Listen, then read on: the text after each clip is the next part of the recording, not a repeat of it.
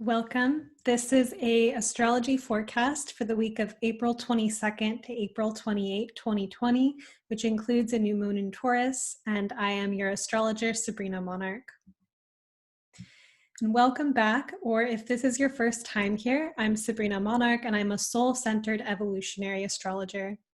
I love providing perspectives on the opportunities of the transits and putting into words what the vibe feels like at this moment in time, to support you on your path and open up a dialogue between us and the cosmos.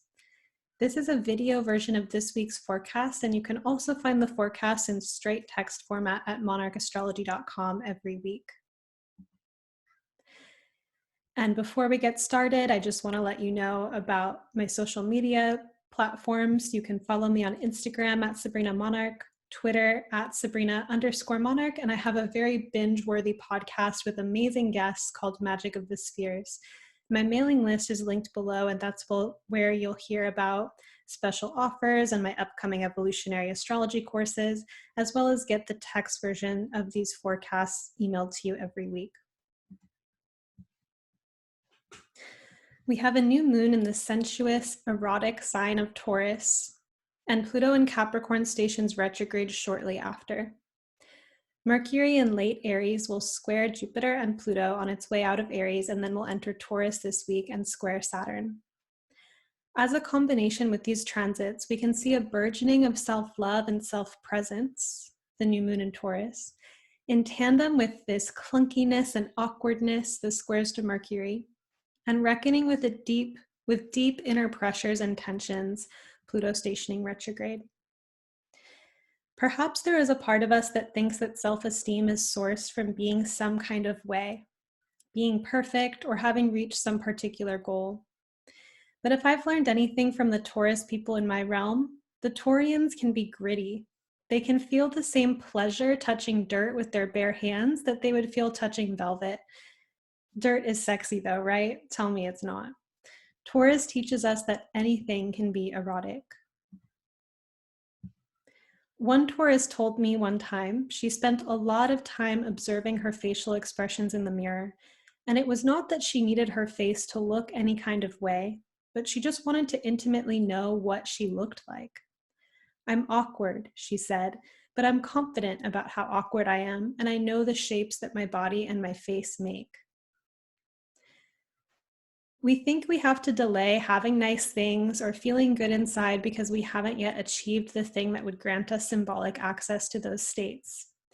Yet it is also true that we can be in a more erotic state of consciousness now by choosing to be more fascinated and compelled by what already is. Taurus relates to the crucial development of self-esteem. And while this potential for a new evolution of self-esteem is in our midst with this lunation, the mind, Mercury, experiences challenges and frictions. I offer an invitation to leave behind some illusions around perfection this week. If you were journaling and experiencing writer's block, I would encourage you to lean heartily into your resistance and make art with it until it breaks open. If you were trying to communicate with your body through dance but felt blocked, I would encourage you to make shapes with your block and really be there with that. In both of the above examples, I'm communicating that it is intimacy with where you are at that is where the art and eroticism of Taurus lives. It's not about putting yourself on a shelf until you get to a place you think is nicer. I hope you get to experience the magic this week that is dropping more deeply into yourself as you are. And here's our week in more detail after a few quick announcements. Monarch Astrology will have a Kickstarter coming June 2020. June will begin the 6th year of writing these weekly forecasts, and I'll be asking for your support to crowdfund the year ahead. I'll be offering astrology readings, discounted tuition to my evolutionary astrology course, and more. These forecasts have long been free and providing so much value to many people's lives, and I truly need the support of you as my community to thrive. I aim to keep sharing valuable free content for years to come, and I ask for your help achieving a salary for the consistent high-value content I share with the public. I recently asked those on my mailing list to consider tipping cash after reading the forecasts. And after receiving your generosity and messages of support and donations, I realized I did have the energy, thanks to you, to go all out and do the Kickstarter, which would allow crowdfunding the forecast to be a public and communal effort. Stay tuned for updates. To finish out the 5th year of forecasting before June, I'm asking for your small tips, a latte or less, after reading or listening to the forecast if you'd like to contribute before the Kickstarter. My Venmo is Sabrina Monarch and Cash App is Sabrina Monarch as well. And there's also a new episode of Magic of the Spheres this week. I interviewed fellow astrologer and podcaster Melanie Gurley of Beautiful Astrology about the Venus and Mars retrogrades of 2020. Melanie shares insights with us on retrogrades in general, what they are, what they feel like, and we dive into some possibilities for the year ahead. We're newly in Venus retrograde shadow, and Venus will station retrograde May 12th, with the Mars retrograde coming this fall. We have a new moon in Taurus on April 22nd at 7:25 p.m. Pacific time.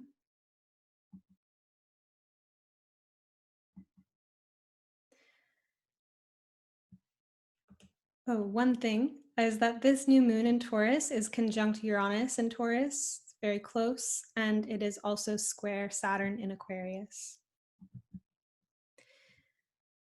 A simple description of Taurus I encountered recently and loved is depth of appreciation related to immediate physical sensations, and that's from Stephen Arroyo. Taurus highlights the art of receptivity and our capacity to relax more deeply into our sensations. For example, there is always air touching your skin, but as soon as you direct your attention to feeling it, the sensation can magnify. Or go outside and feel that air on your skin.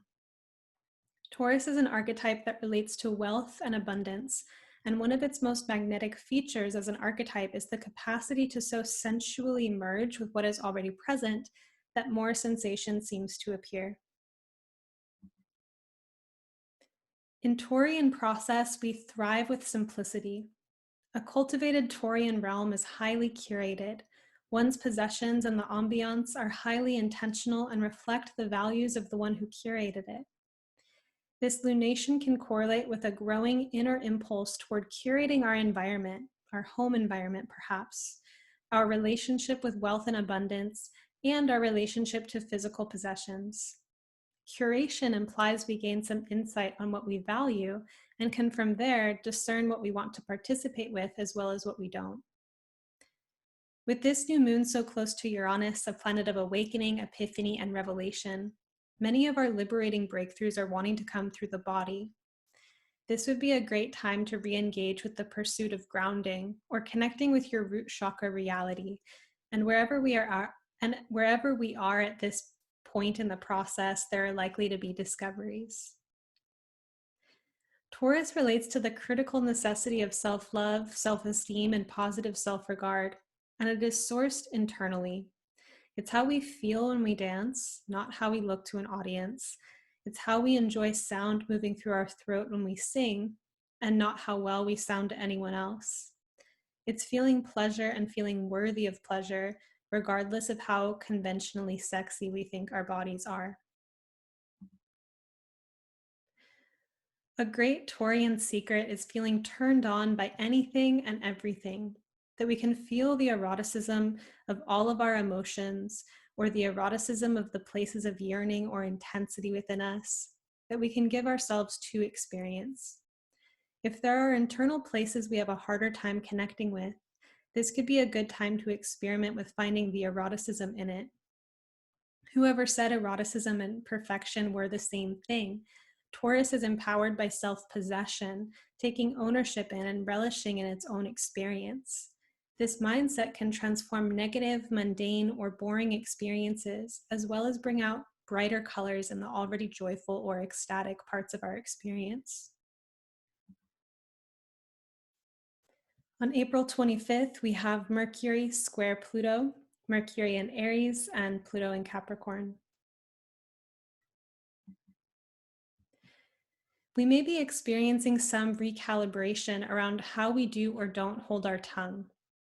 Mercury in Aries can be an impulsive style of communication, and Capricorn is more the essence of control and command. There is a difference between being responsible versus being repressed, and sometimes figuring out that balance can be choppy. We might have ideas or messages we'd like to communicate come through with some urgency, and at the same time be attached to a mysterious source of trepidation. This can be an opportunity for some self-reflection or consideration before pressing send or making the move. Alternately, there can be situations where voicing what needs to be said is the power move. This is likely to be a power move if we fully choose to express ourselves as opposed to lashing out with our words compulsively and/or unconsciously. Some offering of caution. Mercury-Pluto contacts can relate to vicious communication or the desire to destroy an opponent through intellectual aggression and sharp words. We can equate ourselves with our ideas and others with theirs, and be unconsciously over-attached to our conceptual framework or our point of view, to the point that having our ideas challenged is a threat and not just a conversation. If you find yourself in debate situations, consider the deeper drives and agreements at play. With Mercury in this position separating from Pluto in their synodic cycle together, it is possible that we can have some breakthrough experiences that involve thinking in new ways that energize and vitalize us, because these thoughts are a departure from the status quo or our own conditioned patterns of thinking. We may have had a historic way of looking at a situation or a historic pattern of conclusion making that we are now seeing beyond with fresh eyes. Some scenarios we thought were external problems may have been more about our interpretation of them and the way we participated with our reality because of those thoughts.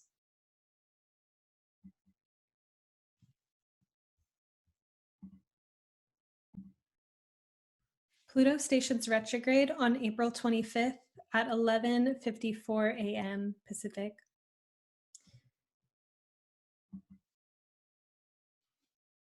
A stationing planet becomes a louder or more noticeable energy in our experience.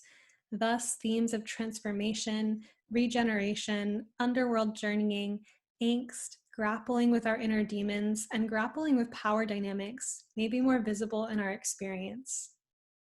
Pluto in Capricorn specifically highlights the conflicting drives to maintain control or to lose control.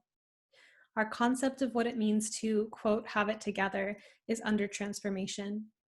What does having it together really mean to you, and from where did you source these judgments? In this quote, courtesy of Georgia Takacs, I wanted to share with you all as something that really connects with this energy of Pluto and Capricorn. For years, normality has been stretched nearly to its breaking point, a rope pulled tighter and tighter, waiting for a nip of the black swan's beak to snap it in two. Now that the rope has snapped, do we tie its ends back together, or shall we undo its dangling braids still further to see what we might weave from them? And this is from Charles Eisenstein, the opening lines to his essay, The Coronation, about the state of the world right now. Capricorn is often recognized as a go-getter, put together, worldly kind of energy, but there is an inner descent that is very much part of this archetype. This inner descent is the experience of depression or disappointment, or the feeling of pause that we reach when we have attained a goal and we wonder what is next. It can also be the depression we face at the bottom of a mountain that we feel we must or have chosen to climb, yet we think, this is going to be so hard, or why do I have to do this? It can, in certain situations and at certain times, be powerful to do the thing even when we don't feel like doing it. We drive forward with our discipline. Perhaps we are taking on a larger goal that requires effort and delayed gratification, and thus we know that we're going to have to sweat a little bit. On the other hand, repeated pushing or discipline without feeling can accumulate over time as living a life we are not in emotional resonance with. We work a job we don't like, we play a role in society we don't feel is true for us, and life gets dry and robotic. It may be time to consider how much more feeling and life force we can bring into the bones and structure of our lives and the implementation of our discipline. Are we fully choosing to put our efforts where we are putting them? Or are we trudging forward with a heavy sense of obligation pressing down on our shoulders? When it comes to creating change, and perhaps necessary change in our situation, it may feel like we are making a weighty or moral decision.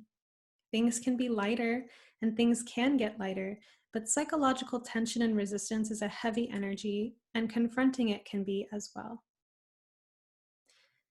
There can be a connection between our erotic life force and erotic intelligence, the side of us connected intimately to our deepest feelings, and our awareness of what is right or how we want to structure our lives. Rethinking work or how we show up for work in life doesn't mean not working. It just means more thoroughly enjoying our efforts and feeling more deeply sourced morale behind them. Finding this deeply sourced morale is a combination of deconditioning from stale or stagnant constructs we've accumulated and inherited, as well as radically connecting to our deepest truths.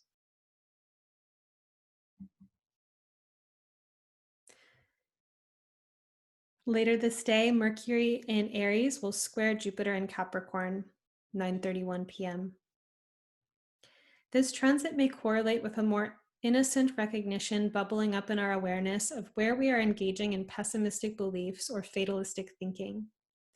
Mercury-Jupiter can relate to exaggerated ideas or exaggerated thinking, but through this exaggeration, we can more visibly see the contents of our mind, like holding a microscope up to our beliefs.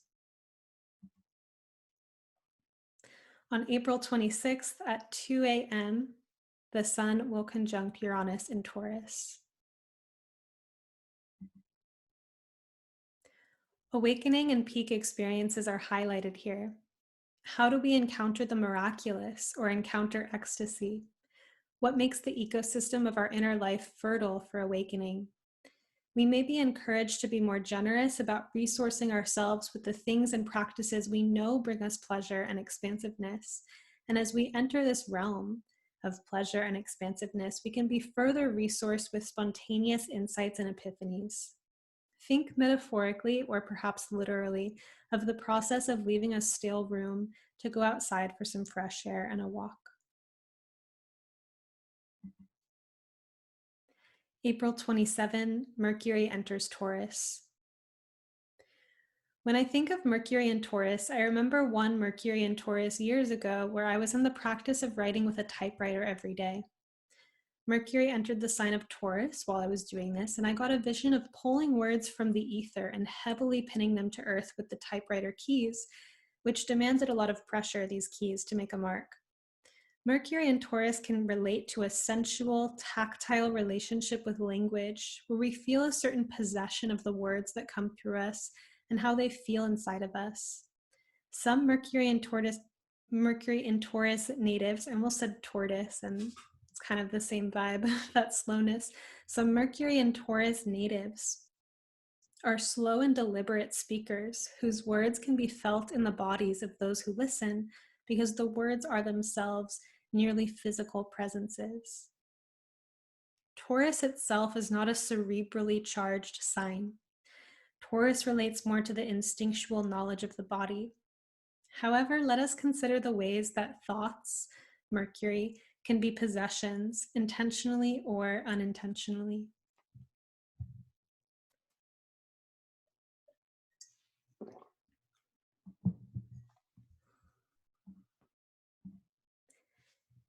If you have practiced the kind of meditation where you just focus on your breath and return to the breath whenever your mind strays, you may have direct experience of feeling how much the mind is ready to latch onto ideas and run away with them.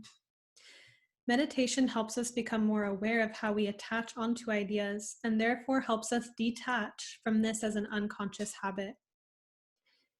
If we think to how beautifully Taurus can curate a physical environment and ambiance, and how the beauty comes from the intentionality and the featuring of value, as opposed to clutter or hoarding, we could consider a similar process mentally, developing the skill of detaching from our thoughts such as knowing that we are not our thoughts and watching them go by in meditation, etc., also opens up the opportunity to more intentionally choose thoughts of high value that we would like to build our life with, rather than clinging onto various thoughts by habit or unintentionality.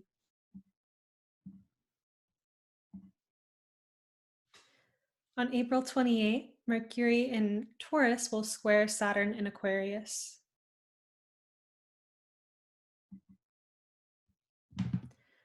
Our mental processes can slow considerably. Mercury-Saturn contexts relate to caution with communication, such as wanting to make sure that we say something right. Or perhaps we have to think for a little while before we find the words. In other cases, people can feel mentally blocked entirely. Should we come up against mental obstacles, these are actually opportunities, and here's why. A dead-ended thought may be a signal that we can approach a mental process from an entirely different angle. We might realize that some of the premises we are working off of aren't actually true for us, and therefore we can pivot to something else.